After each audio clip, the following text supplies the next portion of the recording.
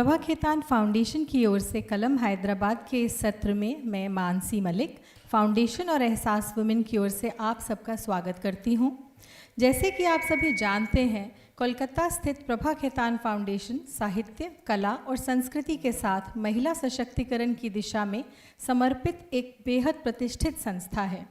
वर्तमान में फाउंडेशन की गतिविधियां भारत और विदेश के 30 से अधिक शहरों में संचालित हो रही हैं। फाउंडेशन अपने कार्यक्रमों के बलबूते कलाकारों, शिल्पकारों, साहित्यकारों और समाज की अन्य शख्सियतों के बीच एक ऐसे मंच के रूप में प्रतिष्ठित हो चुका है जहां ये सभी अपने प्रशंसकों, कला प्रेमियों और साहित्य प्रेमियों से न केवल सीधे मिलते हैं बल्कि खुले दिल से संवाद भी करते हैं।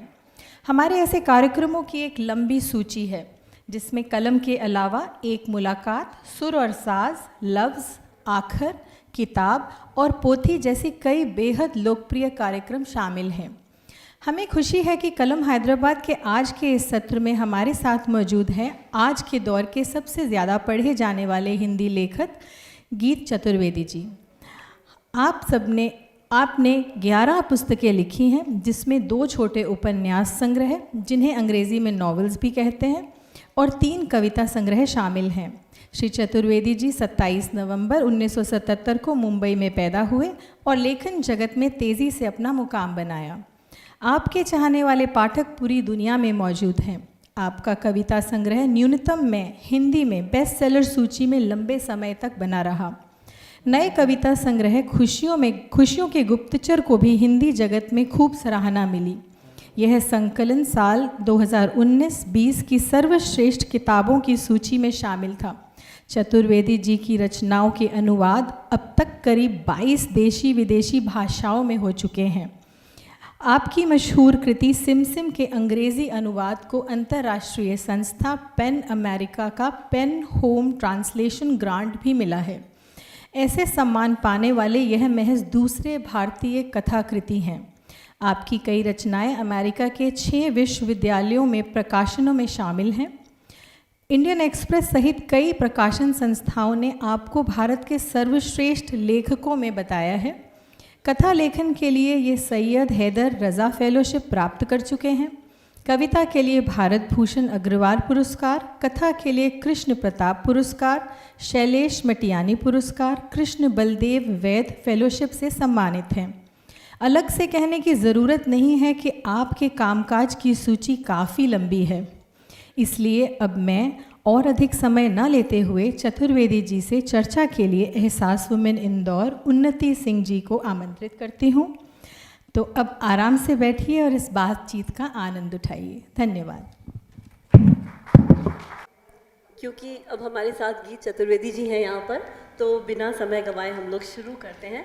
क्योंकि इतनी सुंदर ये किताब अधूरी चीज़ों के देवता, इसका शीर्षक ही इतना लाजवाब है। सुन के कितना कौतूहल होता है मन में कि इसके अंदर क्या होगा, उन्होंने क्या लिखा होगा, क्या सोच कर लिखा होगा।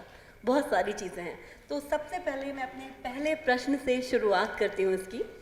आपने इस किताब का नाम अधूरी चीज़ों के देवता क्यों रखा? अधूरेपन से आपका क्या कहना है? बहुत शुक्रिया। सबसे पहले तो मैं प्रभा खेतान फाउंडेशन और कलम को, एहसास वुमेन को बहुत शुक्रिया कहता हूँ।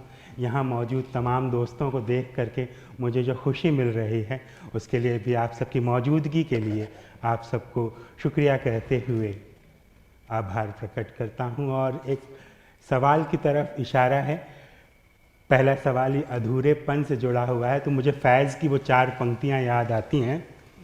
फैज़ अहमद फैज़ की नज़्म है कि वो लोग बहुत खुशकिस्मत थे जो इश्क को काम समझते थे या काम से आशिकी करते थे। हम जीते जी मसरूफ़ रहे, कुछ इश्क किया कुछ काम किया। क्या बात है, क्या बात है, बहुत ही खूबसूरत। आगे भी है अभी जी। काम इश्क के आड़े आता रहा और इश्क से काम उलझता रहा, फिर आखिर तंग आकर हमने दोनों को अधूरा छोड़ दिया। काम और इश्क दोनों को अधूरा छोड़ दिया, क्योंकि मेरा फैज़ का, दुनिया के तमाम फ़िलासफ़र्स का, दुनिया के तमाम आला दर्जे के कवियों का, शायरों का ये मानना है कि हम कुछ भी पूरा नहीं कर पाते। हमारा जीवन दरअसल पूरा होने का एक भ्रम देता है, लेकिन हम एक अधूरा जीवन जी रहे होते हैं। हमारी सारी कहानियाँ अधूरी होती हैं। हो सकता है कि मौत आ जाए, लेकिन मौत का अर्थ ये तो नहीं होता कि हमारी कहानी रुक गई। सदियों पहले कालिदास लिख करके कालिदास का निधन हो गया, लेकिन क्या कालिदास की कहानी पूरी हो गई है? लैला और मजनू की दास्तान ख़त्म हुए सदियों हो गए हैं, उनका जीवन ख़त्म हुए सदियों बीत गया, लेकिन क्या उनकी कहानी पूरी हुई है? बिल्कुल नहीं पूरी हुई है। इसीलिए अधूरी चीज़ें, हमारा पूरा जीवन अधूरी चीज़ों से बना हुआ है। और एक बात, ये तो बड़ी फिलॉसॉफिकल उस तरह की बात हो गई, एक सच बात जो भीतर की बात वो ये है कि मैं परले दर्जे का आलसी हूँ। लोगों को वादा कर देता हूँ कि ये काम मैं पूरा कर दूंगा और उसे पूरा नहीं करता हूँ। तो मेरी पूरी ज़िंदगी जो है ऐसे अधूरे कामों का संग्रह है। मैंने कई सारे उपन्यास अधूरे लिखे हुए हैं, कई सारी मुलाकातें मेरी अधूरी हैं, क्योंकि वो वादों से आगे बढ़ ही नहीं पाई। मैंने वादा कर दिया लेकिन किसी से मिला नहीं।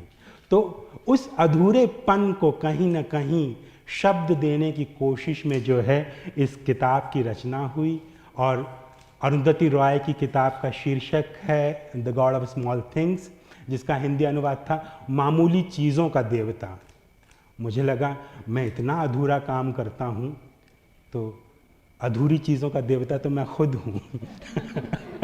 तो बस वहीं से ये थॉट आया था, अधूरी चीज़ों का देवता, वो यहाँ पर परिवर्तित हो गया। इतना खूबसूरत हो सकता है अधूरापन, मैंने कभी सोचा नहीं। हम सब खूबसूरत अधूरे लोग हैं। जी, तो जब भी मैंने इस किताब को पढ़ना शुरू किया, बहुत इंटरेस्टिंग था। क्योंकि शुरू में आपने जो 2 चैप्टर हैं आपके, जो निबंध के रूप में आपने लिखे हैं, जिसमें बिल्लियों के बारे में है, बहुत खूबसूरत सी एक नूरू बिल्ला जिसमें आपने उसके बारे में बताया है। और जो सेकंड चैप्टर था जो भुजंग जी के बारे में था, जो कि मराठी के बहुत माने हुए कवि रहे हैं, और उनके साथ आपका जो जिस तरह का संबंध था उसको आपने जिस तरह से जीवन किया, हमें तो ऐसा लग रहा था कि हम आपके बीच बैठे हुए हैं, आप दोनों के बीच बैठे हुए हैं। इतना सुंदर लिखा है आपने उसको।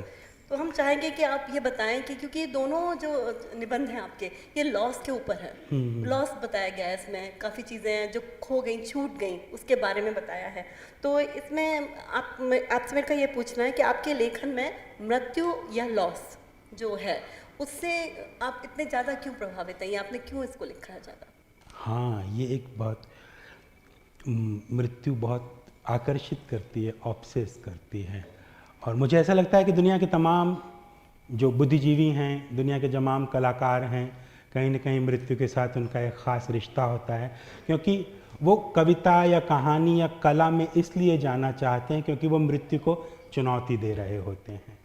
कविता या कहानी हमें अमर बना देती है। यदि हम किसी कविता या कहानी या चित्र या फिल्म के किरदार बन गए तो भले हमारा जीवन ख़त्म हो जाए, लेकिन हमारी कहानी चलती रहती है, हम अमर बने हुए रहते हैं। वह है ना कि कवि बड़े ही जादूगर किस्म के होते हैं, अगर वो किसी को अपनी कविता के भीतर जगह दे दें तो वो अमर हो जाता है। कहीं ना कहीं ये मौत के साथ की गई एक प्रतिस्पर्धा है। तो मेरे भीतर भी मृत्यु को लेकर एक ऑब्सेशन ऐसा होता है, और मौत जो है वो एक अनसुलझी गुत्थी है। न साइंस सुलझा पाया, न फिलॉसफी सुलझा पाई है।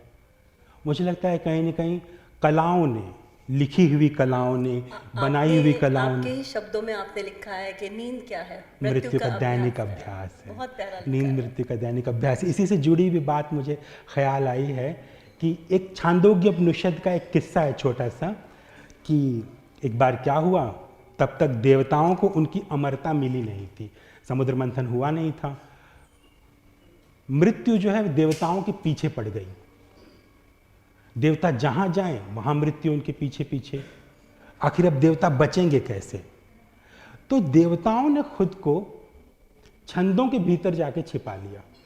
छंद मतलब पोएट्री, छंद मतलब कविता। जो संस्कृत का शब्द है छंदस। छंदस का मतलब है खुद को आवृत कर लेना, खुद को ढक लेना, खुद को छिपा लेना, आवरण में कर लेना। छांदस, आच्छादित कर लेना। तो देवताओं ने खुद को छंदों में छिपा लिया। तो छांदोग्य उपनिषद का जो ऋषि है उस श्लोक का, वो कहता है कि ये जो छंद है वो इन देवताओं को एक बुरी मृत्यु से बचा लेगा। यानी पोएट्री इन देवताओं को बुरी मृत्यु से बचा लेगी। तो जब देवताओं को वो बचा सकती है तो हम लोग तो मनुष्य हैं। तो पोएट्री हम इंसानों को एक ख़राब मौत से, एक ख़राब मौत क्या हो सकती है कि आपको मरने के बाद आपका सबसे प्यारा भी याद न करे, इससे ख़राब मौत और क्या होगी। कविता, अगर हम कविता के भीतर हैं, कविता से जुड़े हुए हैं, कविता से दोस्ती की हुई है हमारी, तो संभवतः हम उस खराब मृत्यु से बचे रह सकते हैं। बहुत गहरी बात आपने कही है, क्योंकि मृत्यु की बात हो रही है तो यहाँ पर अगर कोई ऐसा एक चरित्र हमें याद आया जो सबको हंसाता था, चार्ली चैपलिन। हाँ। और आपने जो उनका अनुवाद किया, उनके बारे में बताया, और आपने उस शुरुआत में बोला था कि I don't hate love story, I love story. आपका ये एक वाक्य था उसमें। तो क्या आप प्लीज़ यहाँ कुछ बताना चाहेंगे? चार्ली चैपलिन मेरा चाइल्डहुड हीरो है। मतलब बचपन में, उस ज़माने में मुझे याद है कि हर रविवार की सुबह 9 या 10 बजे दूरदर्शन पे चार्ली चैपलिन की फिल्में ख़ास तौर पर दिखाई जाती थी। वहाँ से मैंने चार्ली चैपलिन को देखना शुरू किया। और ये मैं बता रहा हूँ 91-92 का, उस ज़माने में ये VHS कैसेट्स भी इतने आसानी से उपलब्ध नहीं होते थे। मुंबई रहता था मैं, और चार्ली चैपलिन का कलेक्शन ढूंढने के लिए मैंने कई सारे जो वीडियो पार्लर्स हैं उनके यहाँ चक्कर मारे थे। खूब एक बड़ा सा कलेक्शन मैंने बना लिया था। और जब मैं 19 साल का हुआ, चैपलिन के प्रति मेरे भीतर एक ख़ास किस्म की दीवानगी थी। जब मैं 19 साल का हुआ तो मेरे एक दोस्त ने मुझे सुझाव दिया, तुम इतना चैपलिन करते हो, क्यों ना इस पर एक किताब लिख दो। तो मेरी पहली किताब जो है वो चार्ली चैपलिन पर लिखी गई है। और उनका जो प्रेम संबंध है, 3 दिनों वाला प्रेम संबंध। चार्ली चैपलिन बिल्कुल नौजवान थे, लंदन में रहते थे, थिएटर करते थे, और उनके पास खाने के भी पैसे नहीं थे। तो जिस थिएटर में वो काम करते थे वहाँ पर हैटी केली नाम की एक लड़की भी काम करती थी। और चैपलिन को लगा कि शायद ये मुझसे प्यार करती है, और वो शायद वो प्यार करती थी या शायद नहीं करती थी, बिल्कुल कुछ भी नहीं पता। लेकिन 3 दिनों तक चार्ली चैपलिन हैटी केली से मिलते रहे और उन्हें एक जगह खाना खिलाने भी ले गए। लेकिन जैसा कि चार्ली चैपलिन के साथ होता है कि उनकी सारी कहानियाँ अंततः एक ट्रैजिक कॉमेडी में तब्दील हो जाती हैं, ये कहानी भी तब्दील हो गई थी। तो बट उसमें आपने जो सबसे सुंदर बताया था कि जो एटी कैली थी, उन्होंने इतना प्रभावित किया था उनको कि उनकी जितनी भी नायिकाएं थी, जिसमें भी काम किया, वो सारी उन्हीं से प्रेरित थी। उनका चलना, बोलना, आंखें मटकाना, सब कुछ आपने उसमें बताया। बिल्कुल, ये पहला प्यार है। चार्ली चैपलिन का पहला प्यार हैटी केली था। वो आने वाले अपने तमाम प्रेम संबंधों में हैटी केली को खोजते रहे। ऐसी हम सब के जीवन में भी होता है। हम सब अपने जीवन में पहली बार जिससे आकर्षित होते हैं, आगे चल कर के उसी को दूसरे तमाम लोगों में ढूंढते रहते हैं। क्योंकि हम दरअसल कई बार जो है इंसानों से कम और उनकी छवियों से अधिक प्यार करते हैं। बिल्कुल सही बोला। तो हम उस छवि को जो है तमाम, हमारे लिए हर इंसान आईना होता है और हम उसके भीतर अपनी मनपसंद छवि को ढूंढते हैं। अगर वो मनपसंद छवि मिल गई तो हमें वो इंसान अच्छा लगता है, नहीं मिली तो हम कहते हैं कि नहीं, ये थोड़ा। और हमारी ये जो ढूंढने की प्रक्रिया चलती रहती है। बिल्कुल जी, अच्छी बात क्योंकि है। कई बार हम प्रेम को इतना ढूंढते हैं कि वो सामने से गुजर भी जाता है, तभी भी पहचान नहीं पाते। क्योंकि ढूंढने की प्रक्रिया बहुत लंबी होती है, पहचानने का क्षण हमारे पास बहुत मुश्किल से आता है। बहुत ऐसी बात की जिस पर सोचना बहुत ज़रूरी है।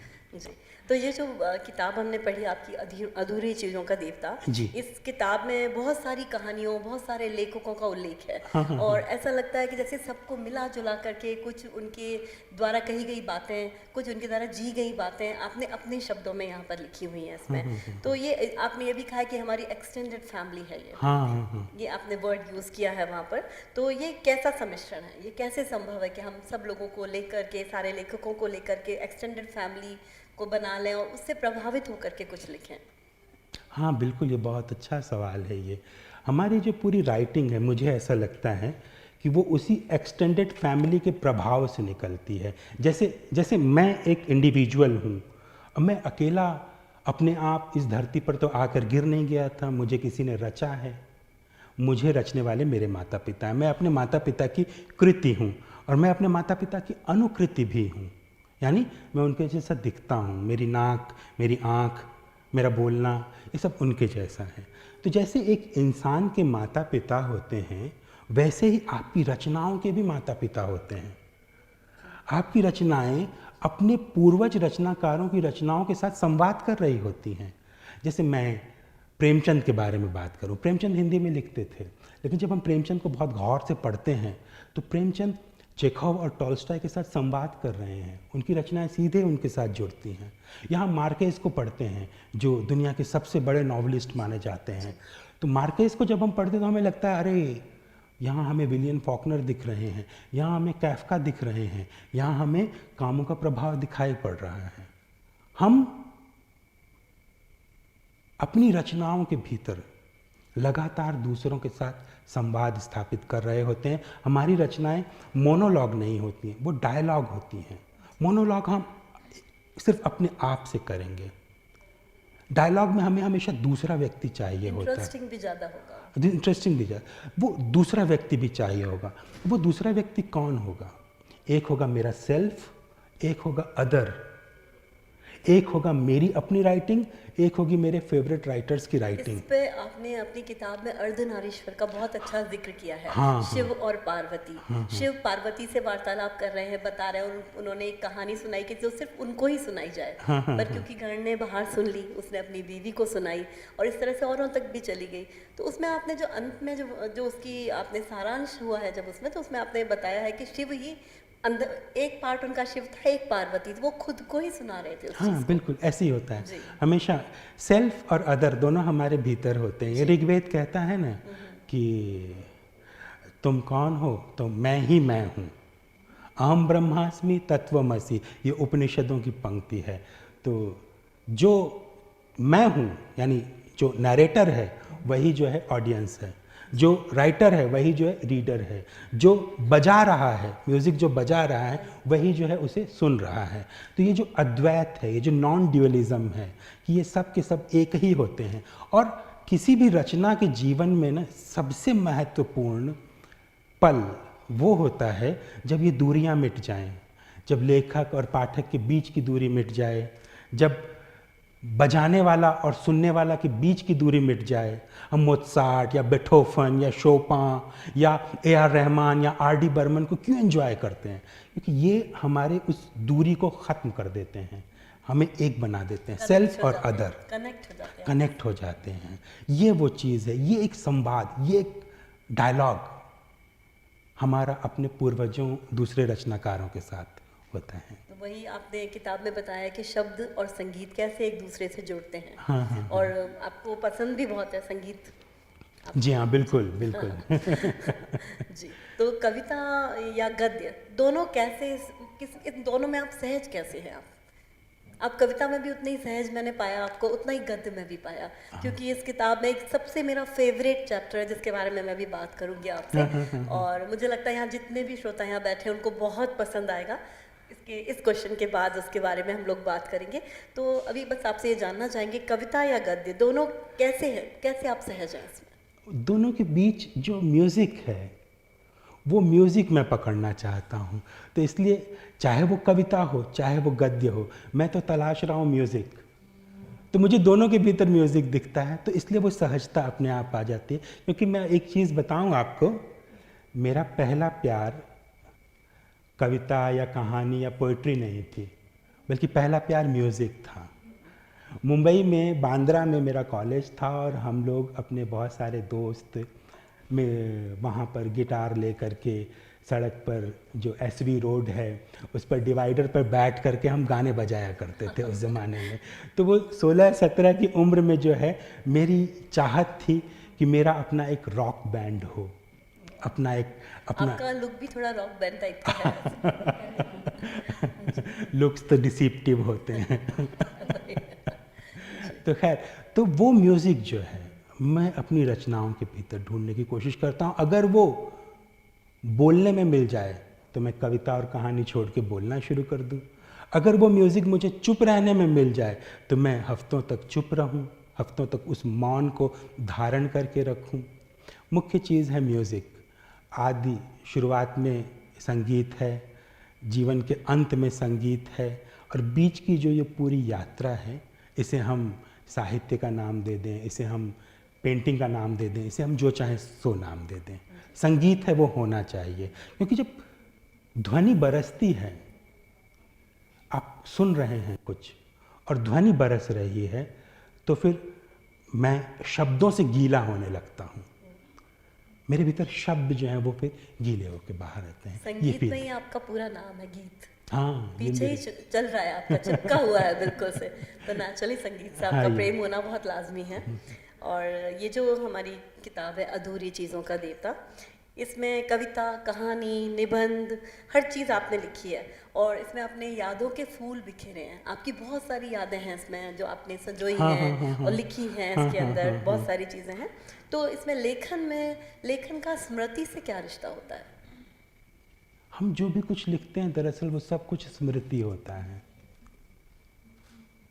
हमारा पूरा साहित्य दरअसल एक विशाल नॉस्टैल्जिया है। हम जब भविष्य के बारे में भी बात कर रहे होते हैं तो उस बातचीत का आधार हम स्मृति को बनाते हैं, और स्मृति के साथ कल्पना का मिश्रण करते हैं, और कल्पना के भीतर यथार्थ का मिश्रण करते हैं। एक आप लोगों की अनुमति से एक उदाहरण देना चाहता हूँ मैं इस पुस्तक के रूप में। मेरे लिए स्मृति, कल्पना और यथार्थ क्या है? ये एक किताब है। हम अनुमान लगाते हैं, फर्ज करते हैं कि ये साहित्य है। इस किताब में घुसने के 3 रास्ते हैं। या तो हम यहाँ से घुस सकते हैं, या तो हम यहाँ से घुस सकते हैं, या फिर यहाँ से घुस सकते हैं। हम यहाँ से बिल्कुल नहीं घुस सकते हैं। अगर हमने यहाँ से घुसने की कोशिश की तो हम इस किताब को फाड़ देंगे, और अगर ये किताब फट गई तो ये किताब नहीं कहलाएगी, ये कागज़ का पुलिंदा कहलाएगी। साहित्य इस किताब की तरह है। ये जो पहला दरवाज़ा है, ये दरवाज़ा है स्मृति। हम साहित्य में स्मृति के रास्ते प्रवेश करते हैं। ये जो दूसरा दरवाज़ा है, ये दरवाज़ा है कल्पना। हम साहित्य में कल्पना के माध्यम से प्रवेश करते हैं, तमाम चीज़ों की कल्पनाएं करते हैं और उसके बारे में लिखते हैं। ये तीसरा दरवाज़ा है स्वप्न। हम साहित्य में स्वप्न के माध्यम से प्रवेश करते हैं। अज्ञेय ने एक जगह लिखा है कि कितनी सारी कविताएं उन्हें जेल में सपने में नज़र आई थी। उठ करके वो उस सपने को नोट कर देते थे। काफ्का की जो सबसे मशहूर कृति है मेटामॉर्फोसिस, वो उन्होंने सपना देखा था। एक रात को उन्होंने सपना देखा था कि वो एक कीड़े में तब्दील हो गए हैं, और 5 साल बाद उन्होंने उस सपने को कहानी में कन्वर्ट कर दिया। तो हम या तो स्मृति से प्रवेश करते हैं, या कल्पना से प्रवेश करते हैं, या स्वप्न से प्रवेश करते हैं। ये है यथार्थ। यथार्थ के माध्यम से हम साहित्य में प्रवेश नहीं करते, लेकिन यथार्थ के माध्यम से हम स्मृति, कल्पना और स्वप्न, इन तीनों को पकड़ के रखते हैं। अगर यथार्थ पकड़ के नहीं रखेगा तो ये तीनों अपनी अपनी दिशाओं में भाग जाएंगे। स्मृति को पकड़ने के लिए स्मृति अनियंत्रित होती है। अगर मैं अभी अपनी दादी को याद करना शुरू करूं तो वो एक अनंत प्रक्रिया हो जाएगी, लेकिन एक यथार्थ मुझे पकड़ के रखेगा कि नहीं, अभी 20 मिनट में कार्यक्रम ख़त्म करना है। अगर मैं कल्पनाओं में लग जाऊं और अपनी प्रेयसी की कल्पना, उसकी सुंदरता की कल्पनाओं में तमाम बड़े बड़े वाक्य बोलूं तो समय का भान ही नहीं रहेगा। यथार्थ हमें पकड़ के रखता है।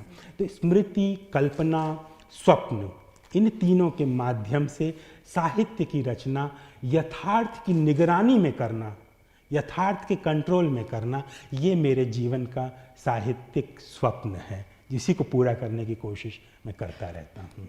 जी ज़रूर, क्योंकि स्वप्न जो भी देखते हैं उसको देखने के बाद हमारे विचार कुछ अलग तरह के हो जाते हैं और हम उसी में लीन भी हो जाते हैं बिल्कुल काफ़ी समय के लिए। तो यहाँ बात सपनों की हो रही है, तो एक बड़ा सुंदर सा शब्द है आपकी किताब में, मधुकरी करना। मधुकरी। जी, मधुकरी करना। जब मैंने उस शब्द को पढ़ा तो बहुत देर तक हम सोचते रहे कितना सुंदर शब्द है, कैसे निकाल के लाए हैं आप इस शब्द को, और वो भी आपने बौद्ध धर्म के लिए उसको यूज़ बौद्ध, किया है। उसको जहाँ पर प्रयोग किया गया वहाँ पर बौद्ध के बारे में और संघमित्रा महेंद्र के बारे में और पुष्यमित्र शंखु के बारे में इतनी सारी चर्चाएं हैं उसके अंदर, जो जो चैप्टर आपने किया है। तो इसके बारे में श्रोताओं को ज़रूर बताइए कि मधुकरी करना आपके हिसाब से क्या चीज़ होती है। मधुकर, संस्कृत में मधुकर मतलब भंवरा, मतलब बी, बम्बल बी या किसी भी किस्म की बी को जो मधु बनाने का काम करते थे वो मधुकर, वो बीज। तो बुद्ध कहते थे जब तुम याचना करने जाते हो भिक्षु बनकर तो उसे भिक्षाटन मत कहो, उसे कहो तुम मधुकरी करने जा रहे हो। जैसे एक मधुमक्खी दुनिया के तमाम फूलों पर बैठती है, कोई भेदभाव नहीं करती, वो उस फूल को चुनती है जिसके भीतर मधु बनाने की, रस बनाने की क्षमता हो, वो उस पर बैठती हो, लाल हो, पीला हो, बैंगनी हो, इस प्रजाति का हो या उस प्रजाति का, कोई भेदभाव नहीं करती, वो वहाँ से रस चुन करके लाती है और मधु बनाती है। ठीक वैसे ही मेरे प्यारे भिक्षुओं, तुम भी हर दरवाजे पे जाओ, जहाँ से तुम्हें रस मिले ले लो और यहाँ आकर अपना शहद बनाओ। मुझे लगता है ये चीज़ साहित्य में बहुत सटीक बैठी। मुझे लगता है एक लेखक का जीवन इससे बहुत प्रभावित होना चाहिए। कोई भेदभाव मत करो, तुम हिंदी भी पढ़ो, तुम उर्दू भी पढ़ो, तुम स्पेनिश भी पढ़ो, तुम जर्मन भी पढ़ो, तुम राइट विंग को भी पढ़ो, तुम लेफ्ट विंग को भी पढ़ो, तुम आर्टिस्ट को भी पढ़ो, तुम नॉन आर्टिस्ट को भी पढ़ो, तुम अपने दोस्तों को भी पढ़ो, अपने दुश्मनों को भी पढ़ो। जो लोग तुम्हें बहुत प्रभावित करते हैं उनको भी पढ़ो, और जो लोग तुम्हें बिल्कुल अच्छे नहीं लगते उनको भी पढ़ो। हो सकता है 5 साल बाद अच्छे लग जाएं। हाँ, तो मधुकरी करो, सबको पढ़ो और अपने हिस्से का मधु जमा करो। लेखक को इस तरह से मधुकरी करनी चाहिए जैसी बुद्ध 2500 साल पहले सिखा करके गए। ये वो चीज़ है। बहुत खूबसूरत, बहुत ही अच्छा। और आपने प्रेम के बारे में बहुत कुछ लिखा है कि जो अपने भीतर बीत चुका है उसको महसूस करना और महसूस करते ही रहना, यही प्रेम होता है। बहुत अच्छा आपने लिखा। मुझे लगता है बहुत लोग इससे रिलेट करते हैं चीज़ों को। तो आपके हिसाब से प्रेम क्या है?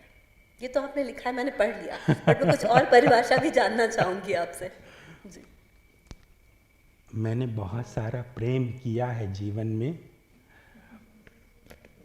और प्रेम पर बहुत सारी पंक्तियाँ लिखी हैं, लेकिन मैं आज तक ये नहीं जान पाया कि प्रेम क्या है, क्योंकि बाकसम प्रेम परिभाषाओं से दूर है।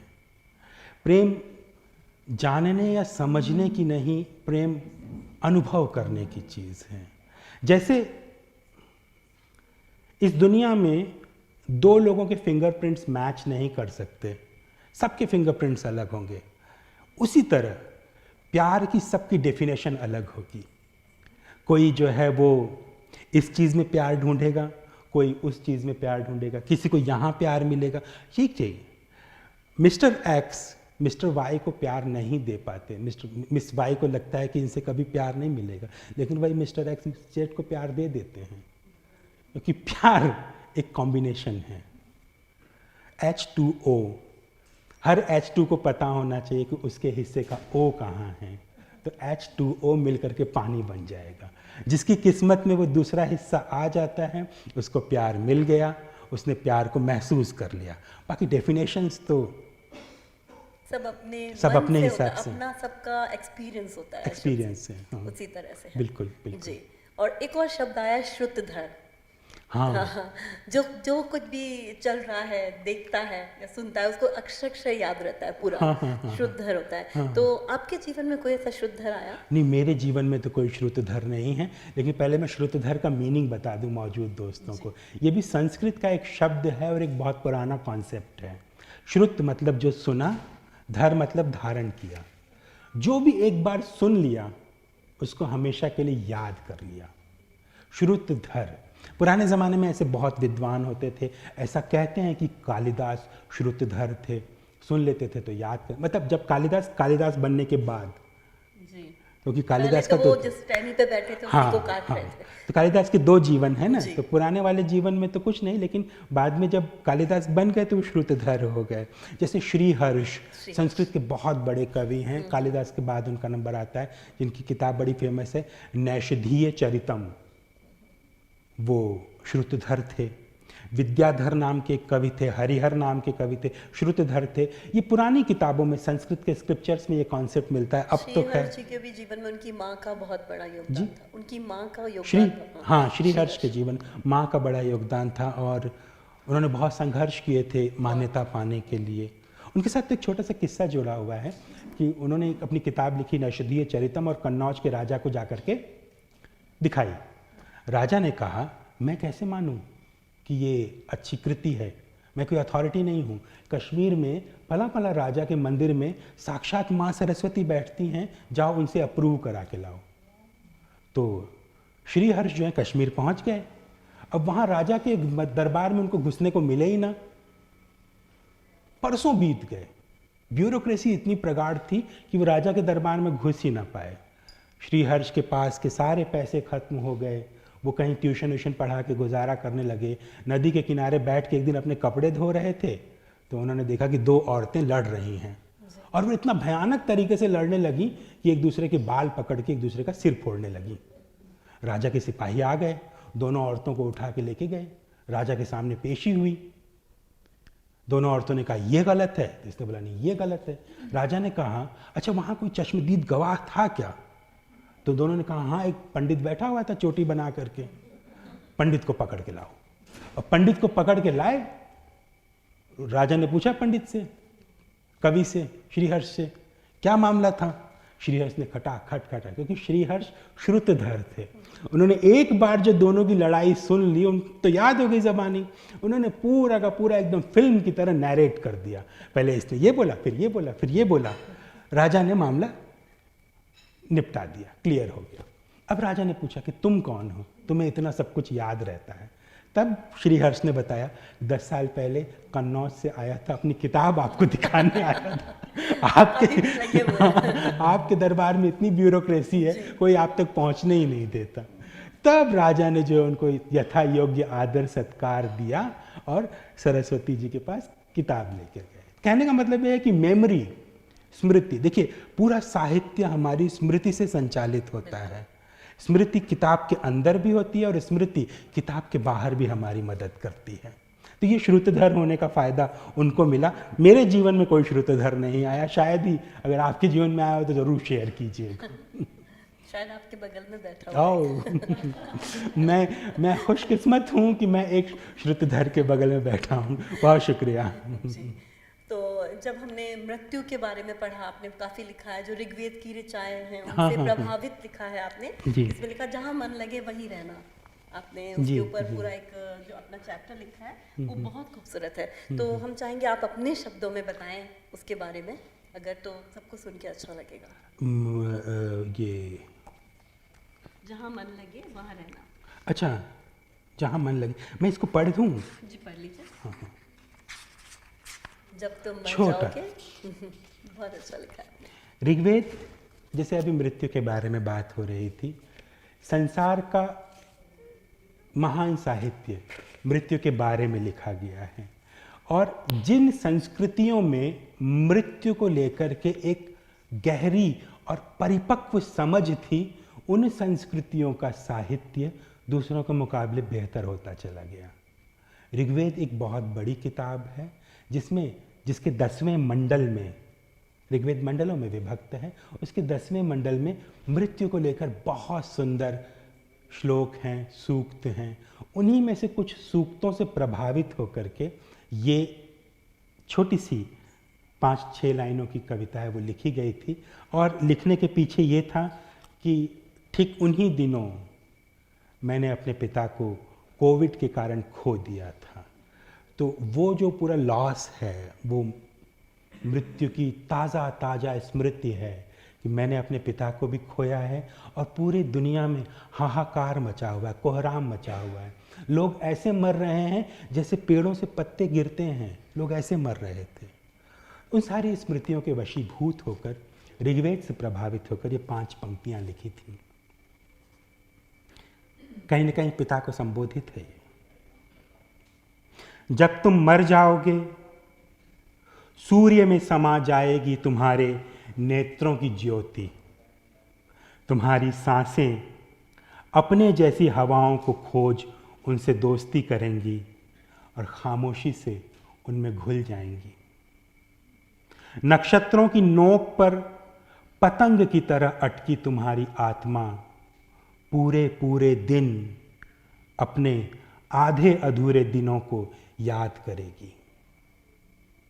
तुम आकाश में रहना या पृथ्वी पर, तुम आकाश में रहना या पृथ्वी पर या पानी में या प्रकाश पे पड़ते अंधकार के छींटों में, जहां भी लगे तुम्हारा मन तुम वहां रहना। और अगर कहीं न लगे मन तो लौट आना एक नया रूप लेकर। क्या बात है, और बहुत अगर सुंदर। कहीं न लगे मन तो लौट आना एक नया रूप लेकर, औषधि बन के उगना तुम वनस्पतियों के भीतर, विराट के भीतर सूक्ष्म बनकर उगना और सूक्ष्म के भीतर विराट बन के रहना। बहुत सूक्ष्म के भीतर बहुत विराट बहुत बन के सुंदर जी। इतना आपने कितना गहरा सोचा होगा जब इसको लिखा होगा। बहुत सुंदर लिखा बहुत है। धन्यवाद। और जब बात पत्तों की आई तो मुझे याद आया, आपने बड़ा अच्छा लिखा है कि पत्ते क्या है, आईना है और वो भगवान के भेजे हुए जासूस हैं। हाँ। मतलब कोई ऐसे कैसे रिलेट कर सकता है पत्तों को, वो भी आईने से, भगवान के भेजे हुए जासूस, कि जब भी हम मिलन की सोचते हैं वो जुदाई भेज देते हैं पहले से। बहुत अच्छा आपने लिखा है बहुत इसमें। शुक्रिया, धन्यवाद। बट अब हम अब मेरा जो फेवरेट है हाँ, आपकी बिल्कुल, किताब please, का, please, please, क्योंकि please। हर व्यक्ति का एक अपना फेवरेट होता है, जो है आपका डायरी के फुटकर पन्ने, जिसका शीर्षक आपने दिया है। और इसमें बहुत खूबसूरत आपने लिखा है, क्योंकि डायरी वो चीज़ होती है जहाँ हम कभी झूठ नहीं बोलते। हाँ। डायरी वो चीज़ जहाँ बहुत ईमानदार होते हैं कुछ भी लिखते समय। आपने भी उतनी ईमानदारी से लिखी है डायरी? हाँ। अब कम से कम यहाँ तो मैं कह सकता हूँ कि हाँ। जी, तो उसमें एक आपने जो 4 लाइन लिखी है बड़ी सुंदर है, तो मैं चाहूँगी आप पढ़ें उनको, क्योंकि आपका जो ओज है वो बहुत अरे अच्छा है। अब मुझे बताएं कौन सी लाइन है? ये वाला, प्रेम में कुछ छिपा ले जाना राजनीति है। पॉलिटिक्स पन्ना? सबको बहुत पसंद है मुझे लगता। पन्ना नंबर है 79। 79, ठीक है। अच्छा, हाँ हाँ, ये 4 पंक्तियाँ हैं और बहुत रियलिस्टिक पंक्तियाँ हैं, क्योंकि अगर इनको पढ़ करके सोचा जाए और अपने आसपास के उदाहरणों को देखा जाए तो लगेगा कि हाँ, ये रियलिज्म है। प्रेमी से कुछ छिपा ले जाना राजनीति है। प्रेमी से बहुत कुछ सुंदर छिपा ले जाना राजनीति है और अपने प्रिय कवियों की सूची बनाना राजनीति है। जो प्रेम मैं तुमसे कर चुका हूं उसे तुम भी अब मुझसे छीन नहीं सकती। जो प्रेम मैं तुमसे कर चुका हूं उसे तुम भी अब मुझसे छीन नहीं सकती। इस पंक्ति का उच्चारण करना राजनीति है। इस पंक्ति का उच्चारण करना राजनीति है। बहुत ही सुंदर लिखा आपने। शुक्रिया। और इसमें आपने एक और अपनी हैंड राइटिंग में मैंने यूट्यूब पे भी देखा था, आपने हाँ, लिखा हाँ। हुआ है, जहाँ आपने लिखा है जाने देना भी प्रेम है, लौटे हुए को शामिल करना भी प्रेम है। अच्छा, बहुत अच्छी बात ये- लिखी है, क्योंकि इतना दूर तक नहीं सोच पाता कोई। जाने तो देते हैं लोग पर लौटने पर शामिल नहीं करते। उसके पीछे लॉजिक है जी उसमें। बताइए। ये है, और लॉजिक भी उसी में इम्प्लिसिट, उसी में घुसा हुआ है। 3 पंक्तियां हैं। समंदर एक ऐसा प्रेमी है जो सबसे ज्यादा क्षमा से भरा हुआ है। समंदर एक ऐसा प्रेमी है जो सबसे ज्यादा क्षमा से भरा हुआ है।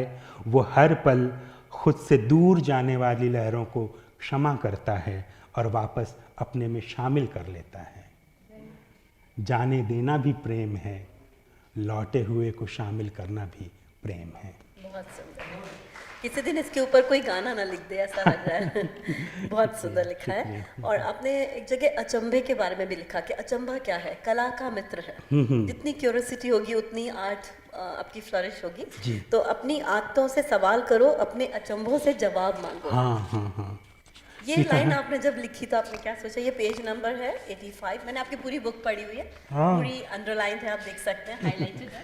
मुझे ही नहीं मिल रहा है। 85। 85 नंबर। हाँ, ये दरअसल ना बालकनी में मैं खड़ा था और उगते हुए सूरज को देख रहा था। मैं एक बात बताऊं, मैं उगते हुए सूरज को मैंने अपने जीवन में गिने चुने बार देखा है, क्योंकि मैं तो उठता ही नहीं हूँ। मैं रात को देर तक काम करता हूँ और सूरज उगने से ठीक पहले सोने चला जाता हूँ। तो मतलब आपकी किताब मैं इसलिए पढ़ पाई क्योंकि मैंने हमेशा उगते हुए सूरज को प्रणाम किया है। वाह वाह, क्या बात है। तो एक दिन ऐसे ही संजोग से मैं बालकनी में खड़ा होकर उगते हुए सूरज को देख रहा था और मैंने सोचा ये सुंदर है, ये पूरा दृश्य बहुत सुंदर है, लेकिन ये सूरज रोज उगता है, तो क्या ऐसी सुंदरता रोज हमारे जीवन में आती है? और अगर सुंदरता ऐसी रोज हमारे जीवन में आती है तो हम इस सुंदरता को महसूस क्यों नहीं कर पाते? और मेरे जैसे जाहिल कम अक्ल लोग इस सुंदरता को नज़रअंदाज करके सो क्यों रहे होते हैं? तो ये एक चीज़ जो समझ में आई थी कि वह उसका जवाब इसी में है। जी। सुबह हर रोज़ होती है, अमूमन हम उसे एक रूटीन की तरह, एक आदत की तरह देखते हैं। जिस दिन उसे एक अचंभे की तरह देखते हैं, एक एस्टॉनिशमेंट की तरह, जिस दिन उसे हम एक अचंभे की तरह देखते हैं, उस दिन हमारे भीतर कला पैदा होने लगती है, क्योंकि आदत कला की शत्रु है। तुमको जिस चीज़ की आदत लग जाएगी उस चीज़ में आर्ट खोजना बंद कर दोगे। तो आदत कला की शत्रु है, अचंभा कला का मित्र है। जो चीज़ें हमें अचंभित करती हैं हमें इसमें कला मिल जाती है।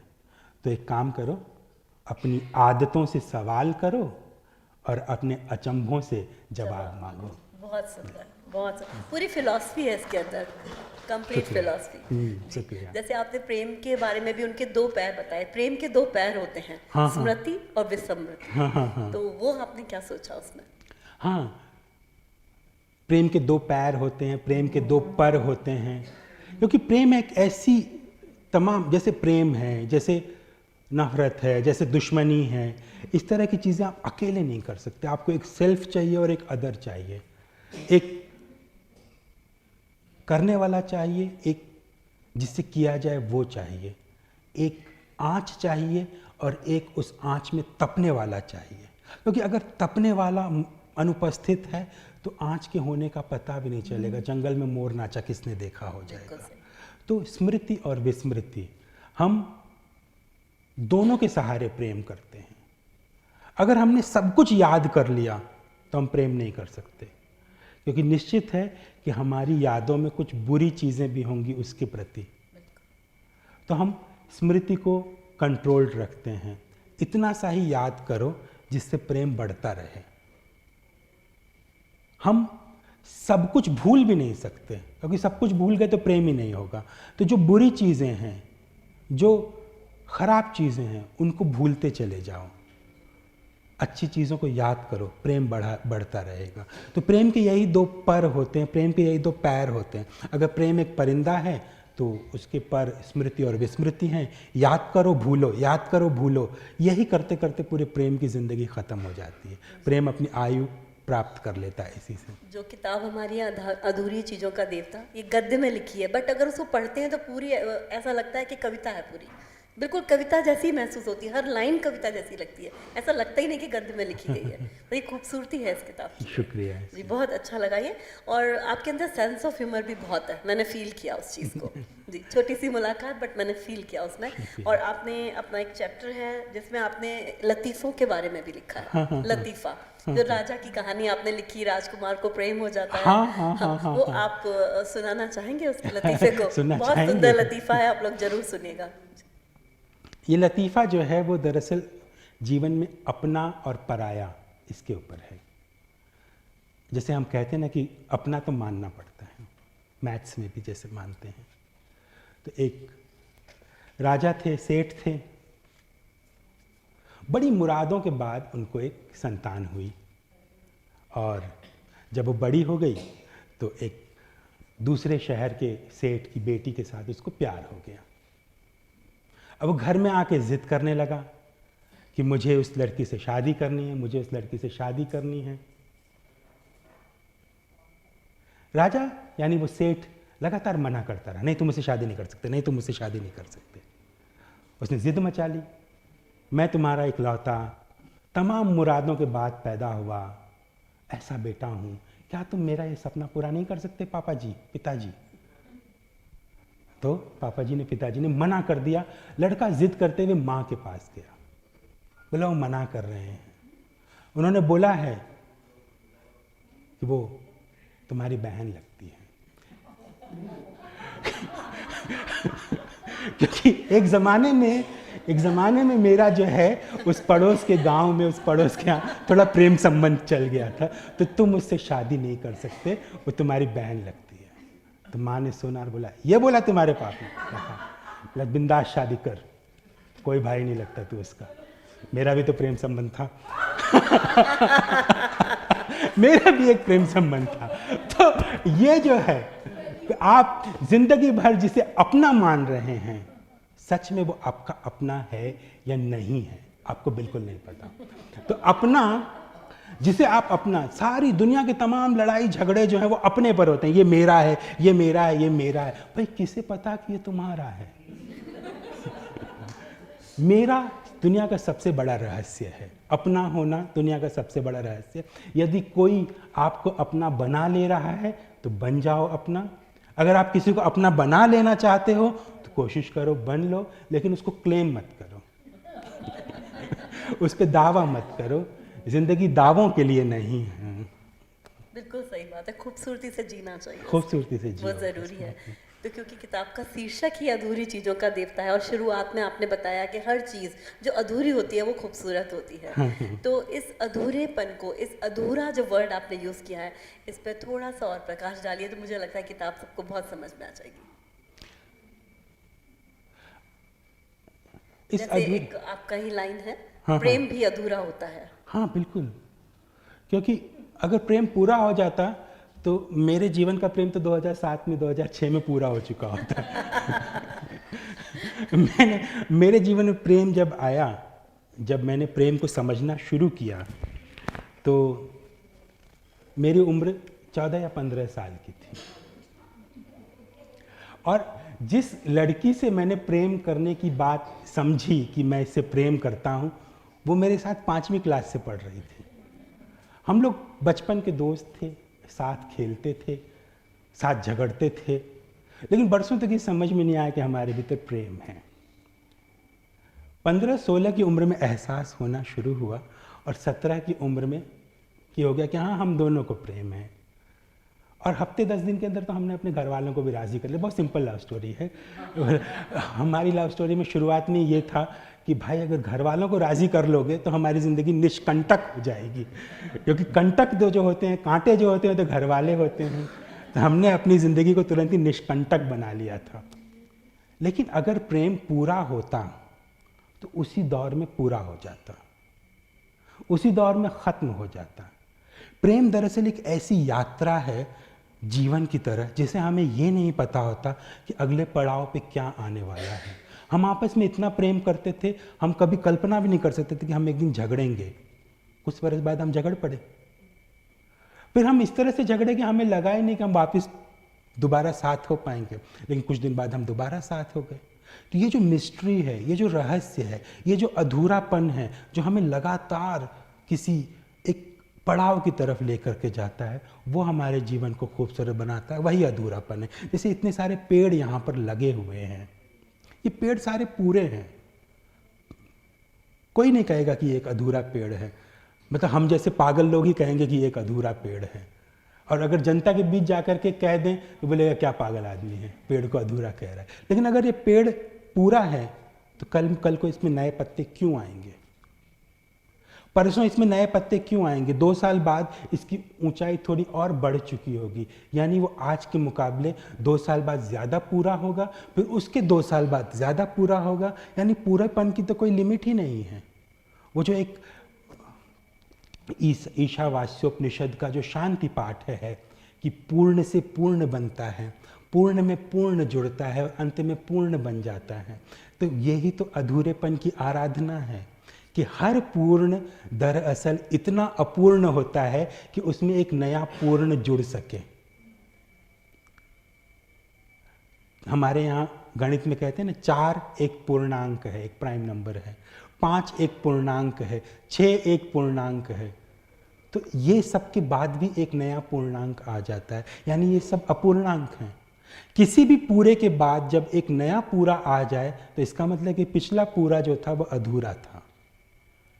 अगर ग्रोथ हो रही है तो वो अधूरापन में ही होगा, वो अधूरेपन में ही ग्रोथ होगी। वो बहुत ये भी समझने वाली बात है, जो इसको समझ जाते हैं ये वो रिश्तों को बहुत खूबसूरती से निभा पाते हैं। जी हाँ, बिल्कुल। क्योंकि वो में कुछ ना कुछ जुड़ता रहता है पूरे समय, क्योंकि अधूरापन है तभी जुड़ता रहेगा कुछ ना जिस कुछ। चीज़ में जुड़ने की गुंजाइश हो वो चीज़ अधूरी है, और उस चीज़ को पूरे होने की तरफ यात्रा करनी है और उसको नई चीज़ों को अपने में जोड़ने के लिए इनवाइट करना है। वो हमेशा जुड़ने के लिए तैयार रहे। इसी तरह हमारा जीवन होता है, हमारे रिश्ते होते हैं, हम तमाम लोगों से जुड़ते हैं इसी तरह से। बहुत बहुत अच्छा बोला। कुछ ऐसी चीज़ जो आप इस किताब के बारे में और कुछ कहना चाहेंगे, कोई ऐसी लाइन जो आपको बहुत दिल छूती है, कोई ऐसी बात जो आप यहाँ पर हैदराबाद में सबके सामने कहना चाहेंगे? मैंने इतनी देर से तो कह तो दिया है मेरे ख्याल से, पर आप फिर भी लेखक के मन में बहुत सारी चीज़ें होती हैं। एक ये है कि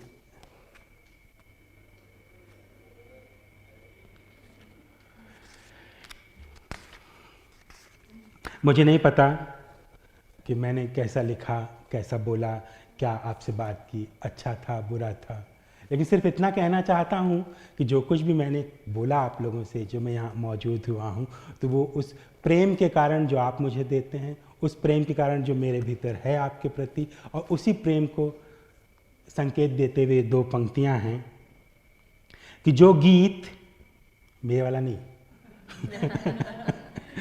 जो गीत सिर्फ तुम्हारे लिए गाया गया, उसे सुर, राग, ताल की कसौटी पे मत कसना।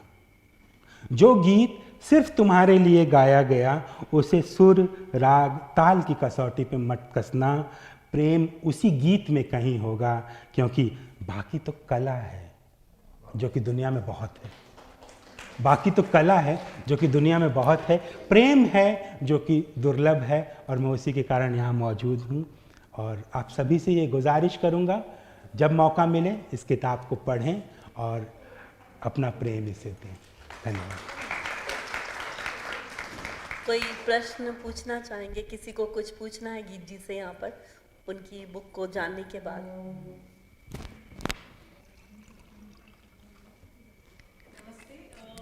दीप्ति है। मैं एक आर्टिस्ट हूँ, एक पेंटर हूँ, और बच्चों को सिखाती थी। कुछ नया अपना करना चाहती हूँ, बट डर लगता है अंदर से। जो मैं बनाऊँगी क्या वो इतना अच्छा बनेगा, वो डर की वजह से मैं कुछ क्रिएट करती हूँ, फिर उसको मिटा देती हूँ, काला पेंट करके फिर कुछ और रंग करने की कोशिश करती हूँ। तो आप एक आर्टिस्ट हैं, आपने इतना सब अचीव किया है अपनी ज़िंदगी में। मैं आपसे ये पूछना चाहूँगी सर कि ये जो डर है जो हर आर्टिस्ट फील करता है, आप भी एक तरीके के आर्टिस्ट ही हो, आप राइटर हो, उस डर को आप अपने अंदर से कैसे ख़त्म कर सकते हो? क्योंकि आप भी अपना आर्ट जो है, अपनी जो बुक है, आप दिल से लिखते हो, उसमें आप अपना अस्तित्व डालते हो। एक आर्टिस्ट उसको क्या करे कि वो डर खत्म हो जाए और निडर होके अपना काम कर सके? जोश मलिहाबादी का एक शेर याद आता है आपकी बात से। बनाए जा मिटाए जा, बनाए जा मिटाए जा, मैं तेरा चिराग हूँ, जलाए जा बुझाए जा। तो आप खुद अपने चिराग हो। एक राइटर, एक आर्टिस्ट, एक कलाकार खुद अपना चिराग होता है। बुद्ध से अंत में पूछा गया था कि आप जमाने को क्या संदेश, दुनिया को क्या संदेश देंगे, अंत में क्या कहेंगे? बुद्ध ने कहा अप दीपो भव, अपना दीपक खुद बनो, खुद ही खुद को प्रकाशित करो। बिल्कुल यही तरीका है। ये डर जो होता है, एक विज्ञापन की कैच लाइन है, डर के आगे जीत है। मुझे भी बहुत डर लगता था, मैंने भी वो विज्ञापन देखा, फिर अपनी डायरी में लिखा था डर के आगे गीत है। तो इस तरह की मस्ती। तो वो डर खत्म करने के लिए दरअसल खुद से बात करनी होगी। मेरी ना राइटिंग टेबल के पास मेरी हैंड राइटिंग में एक कागज़ पे 2 लाइनें लिखी हुई हैं। इटली के बहुत बड़े पोएट थे दांते अलिघिएरी, उनकी किताब है न्यू लाइफ। न्यू लाइफ का एक सोनेट है जिसको मैंने हिंदी में ट्रांसलेट करके लिखा हुआ है। वो 2 लाइनें ऐसी हैं कि मैं लिखने की इच्छा से भरा हुआ हूं, लेकिन लिखने की इच्छा से घबराया हुआ भी हूं। मेरी भी कुछ ऐसी हालत रहती तो है। वो जो घबराहट है, बस उसको पूरा करने के लिए, उसको पार करने के लिए कोशिश करनी है, बिना किसी से डरे, बिना किसी की उम्मीद किए। हम क्यों वो करते हैं? क्योंकि हम बहुत ज़्यादा अपेक्षाएं करते हैं। हमें लगता है कि हमें पहली बार में श्रेष्ठ हो जाना है। हमें अपने जीवन को देखना चाहिए। जब हम पहली बार चले थे तो परफेक्ट नहीं चले थे, हम घुटनों के बल चले थे और हम बार बार गिरे थे। गिरते हैं शहसवार ही मैदान जंग में, वो तिफल क्या गिरे जो घुटनों के बल चले। लेकिन हम तिफल से शुरुआत, तिफल मतलब उस शिशु से, उस रेंगने वाले शिशु से शुरुआत करते हैं अपने जीवन की, और हम पहली बार में परफेक्ट नहीं हो सकते हैं। हम अच्छा तभी हो सकते हैं, हम तभी अच्छे हो सकते हैं जब हम खुद को बुरा बनने की छूट दें। हम अगर अपने ऊपर ये शर्त लगाएंगे कि हमारा बोला हुआ हर वाक्य श्रेष्ठतम वाक्य होना चाहिए, तो हम एक भी वाक्य नहीं बोल पाएंगे। हम खुद को ये लिबर्टी दें कि हाँ, मैं 1000 वाक्य बोलूँगा जिसमें से 999 बुरे होंगे, एक अच्छा निकलेगा। मैं उस एक अच्छे वाक्य का इंतज़ार करूँगा और उसके लिए कोशिश करूँगा। सिर्फ एक ही इसका तरीका है, कोशिश, कोशिश और बहुत सारी कोशिश। धन्यवाद जी, थैंक यू सो मच। किसी के मन में कुछ इस तरह की चीज़ आ रही हो तो पूछ सकते हैं, क्योंकि बहुत तजुर्बा है आपके पास चीज़ों का। कोई भी लेखक होता है, कवि होता है, उसके मन में बहुत चीज़ें चलती रहती हैं और उसको सवालों के जवाब भी खुद से ही मिलते हैं। हाँ बिल्कुल, ये चीज़ है। हाँ। तो कई बार बहुत मदद हो जाती है दूसरों के मन में अगर इस तरह के कोई प्रश्न होते हैं। लेखक के जीवन में, एक्चुअली आर्टिस्ट के जीवन की सबसे बड़ी जो कहें कि कॉमेडी भी होती है, ट्रेजेडी भी होती है कि वो ना पूरी दुनिया से सवाल करता है लेकिन जवाब उसे खुद अपने आप से मिलता है। आपकी एक कविता मदर इंडिया भी पढ़ी है हाँ, मैंने, बहुत खूबसूरत है, वो भी बहुत अच्छी है। शुक्रिया। जी।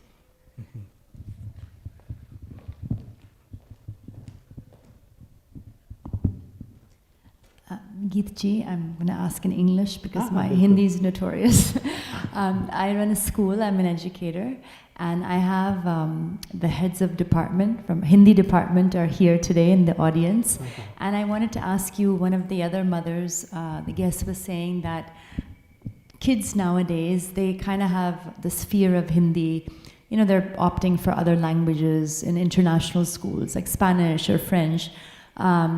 So, you know, this love or this, enthusiasm for Hindi in the youth today in India, any advice for educators, for those who are running schools and who are heads of Hindi departments, what would you like to say for them?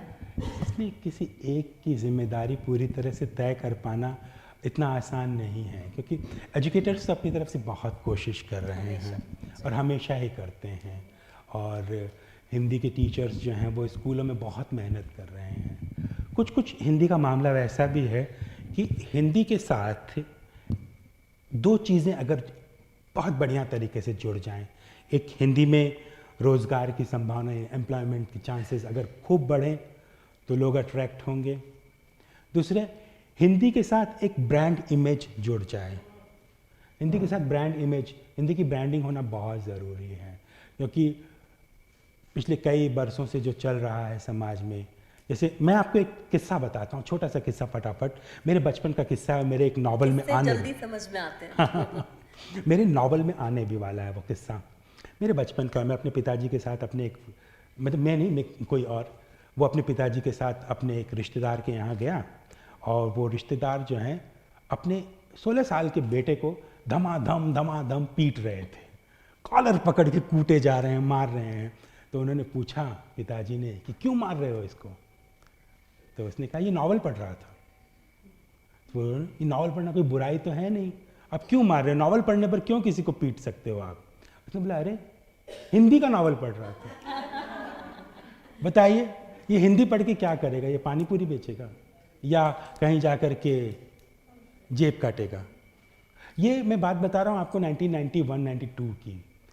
तो उस ज़माने में भी हिंदी को लेकर के आम मध्य वर्गीय परिवारों में ये धारणा फैल चुकी थी, क्योंकि वो खुद परिवार जो है हिंदी से बिलोंग करते थे, हिंदी से जुड़े हुए थे। वो अपने जीवन में उतनी सफलता अर्जित नहीं कर पाए, तो उन्हें लगा कि अंग्रेज़ी वाले सफल हो जाते हैं, हिंदी वाले सफल नहीं हो जाते हैं, मेरे बेटा हिंदी क्यों पढ़ रहा है, फिर इसे अंग्रेज़ी क्यों नहीं पढ़ रहे हैं? उसने कहा आप एक चालू अंग्रेज़ी नावल पढ़ लो, उससे आपकी अंग्रेज़ी बेहतर हो जाएगी। ये माहौल लगातार चलते आ रहा है। तो मेरे ख्याल से बस सिर्फ और सिर्फ हिंदी को हमें अपने लोगों को, अपने स्टूडेंट्स को, अपने आसपास के लोगों को ये बताना होगा कि हिंदी जो है वो शर्म की चीज़ नहीं है। हिंदी में भी तमाम दूसरे लोग सफल हो रहे हैं, काम कर रहे हैं, कामयाब हो रहे हैं। और भाषाओं से नफरत न करें, क्योंकि दुनिया की तमाम भाषाएं जो हैं वो उतनी ही सम्माननीय हैं। हिंदी से भी वही चीज़ पाई जा सकती है, अंग्रेज़ी से भी वही चीज़ पाई जा सकती है, स्पेनिश जर्मन से भी वही चीज़ पाई जा सकती है। तो आप हिंदी को कमतर न आंकें, सिर्फ ये हमें उन्हें समझाना होगा। और ये समझाने के तरीके बहुत सब्जेक्टिव होंगे, इसको अलग तरीके से समझेगा, इसको अलग तरीके से समझेगा। शायद मैं इतना ही जानता हूँ इसके बारे में। नहीं, बहुत अच्छा बताया। और सबसे बड़ा उदाहरण मैं खुद यहाँ आपके साथ में हूँ। अगर हिंदी अच्छी नहीं होती तो मुझे यहाँ नहीं बुलाया जाता। हिंदी की वजह से आज यहाँ आपके साथ में इतनी सारी चीज़ हम लोग समझ पाए, इतनी सारी हमने चर्चाएं की, परिचर्चाएं भी की, बहुत सारी चीज़ें की जी। तो और कोई प्रश्न यहाँ पर कोई पूछना चाहता है? Thank you. Once again, sorry, this is a Hindi program, but I'm going to give the vote of thanks in English. Thank you so much. That was an amazing session. It was filled of stimulating conversation about Geet's life and work, and Unnati, you did an amazing job. Yeah, I can't imagine anybody else doing such a great job. So I, Anjum Babu Khan, Asas woman of Hyderabad, take this opportunity to express our gratitude on behalf of Prabha Ketan Foundation to Mr. Geet Chaturdevi and Miss Unnati Singh on behalf of the Prabha Ketan Foundation.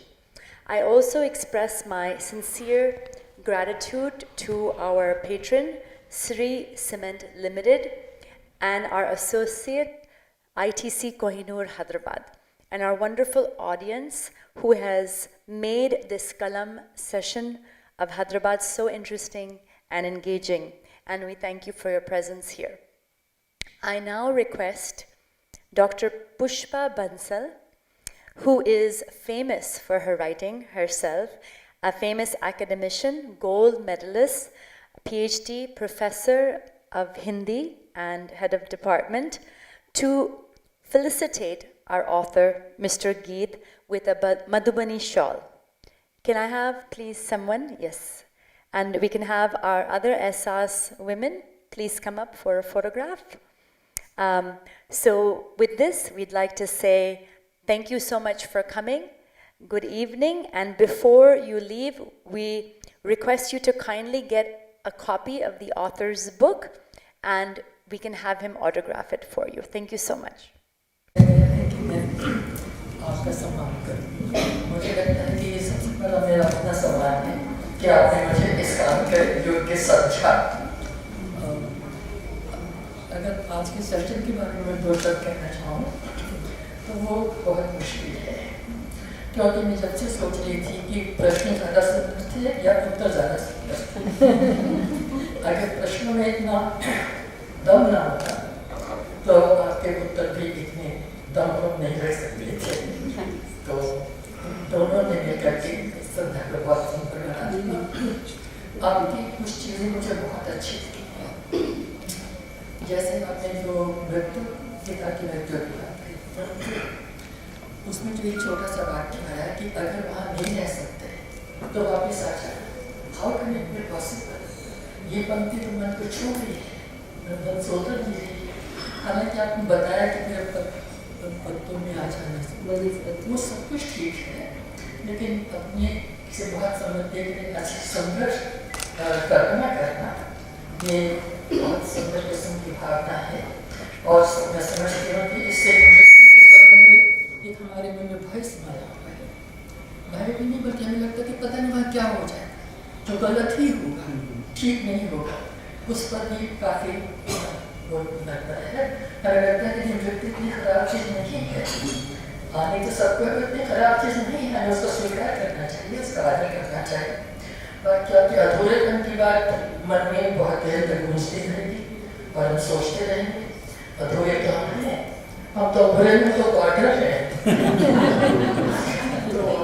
लेकिन उससे जब भी आपने बात अधूरे कहा तो मुझे मोहम्मद के शाद के अधूरे याद आ गया, शायद उन्होंने ही नाथ अधूरे शब्द को हिंदी में रखा था।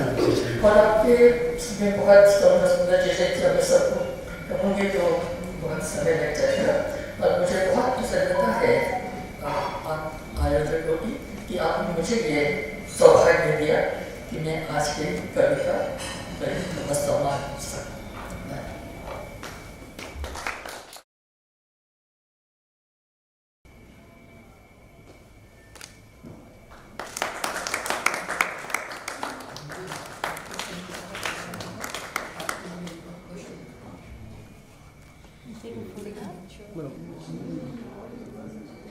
शिक्षण से जुड़ी हुई है। तो जब माननीय लेखक जी ने अपना वक्तव्य शुरू किया तो उन्होंने अधूरेपन से शुरू किया था और मुझे एक गीत की पंक्तियां याद आई, आधा है चंद्रमा रात आती, रह न जाए तेरी मेरी बात आती। तो अधूरापन जीवन के हर क्षेत्र में हमें दिखता ही है। दूसरे उन्होंने अपने बारे में ये कहा कि मैं इतना आलसी हूँ कि मैंने कई उपन्यास आधे छोड़े हैं। तो मेरे मन में विचार आया कि हर पूरी चीज का एक फर्स्ट हाफ होता है, एक सेकंड हाफ होता है। तो उन्होंने फर्स्ट हाफ अगर कर लिया हो तो अधूरेपन के प्यार के कारण सेकंड हाफ भी लिख दे तो उनकी अधूरी रचनाएं भी पूरी हो जाएगी। और इसी तरह से मुझे उनकी वो पंक्तियां बहुत अच्छी लगी जब उन्होंने कहा कि समुद्र अपनी गई हुई लहरें जब लौट कर आती है तो उन्हें स्वीकार कर लेता है। तो समुद्र से अधिक क्षमा की भावना किसी में नहीं होती। ये भावना मुझे बहुत अच्छी लगी। इसी तरह जब उन्होंने कहा कि पेड़ भी अधूरे हैं तो उस दृष्टि से आप प्रकृति में जहाँ भी दृष्टि डाली है आपको हर चीज में अधूरापन लगेगा। नदियाँ भी गर्मियों में सूख जाती हैं और बरसात में फिर से भर जाती हैं। पेड़ों पर बर्फ, पहाड़ों पर बर्फ भी जमती है और फिर पिघलती है तो वहाँ पर भी पूर्णता नहीं है, अधूरापन है। और सोचते सोचते मेरा ध्यान केदारनाथ की शिवलिंग तक भी चला गया कि हर वर्ष शिवलिंग बनता है और फिर बाद में पिघलता है और अगले वर्ष फिर बनता है अमरनाथ। तो इस तरह अधूरापन हमारे जीवन के हर जगह है, हर कोने में है, लेकिन वो एक पूर्णता की शुरुआत का इशारा करता है। तो हमको कभी भी अपने अधूरेपन से निराश नहीं होना है क्योंकि वही हमें पूर्णता की ओर ले जाएगा।